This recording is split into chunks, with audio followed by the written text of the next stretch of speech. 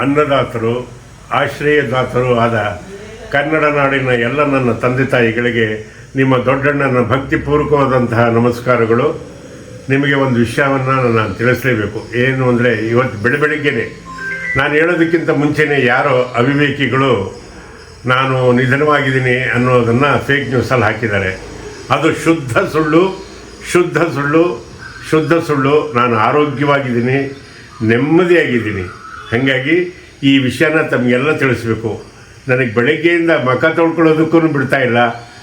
ಎಲ್ಲ ನನ್ನ ಪ್ರೀತಿ ಪಾತ್ರರು, ನನ್ನ ಅಭಿಮಾನಿಗಳು, ನನ್ನ ಬಂಧು ಬಳಗದವರು, ನನ್ನ ಮಕ್ಕಳು ಮೊಮ್ಮಕ್ಕಳು ಎಲ್ಲ ಫೋನ್ ಮಾಡ್ತಾಯಿದ್ರು. ಅದಕ್ಕೋಸ್ಕರ ಈ ವಿಡಿಯೋ ಮಾಡಿ ನಿಮ್ಗೆ ಆಗ್ತಾಯಿದ್ದೀನಿ.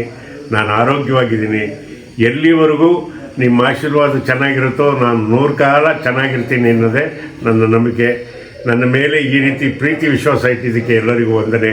ಆ ಕಿಡಿಗೇಡಿಗಳನ್ನಂತೂ ಬಿಡಲ್ಲ, ಬೆನ್ನತ್ತಿ ಅವರಿಗೆ ಒಂದು ಪನಿಷ್ಮೆಂಟ್ ಮಾಡಿಸ್ತೀನಿ. ನಮಸ್ಕಾರ. ಮೀಡಿಯಾ 9 ಕನ್ನಡ ನಿರ್ಭೀತಿಯಿಂದ ನಿಮ್ಮ ಜೊತೆಗಾರ.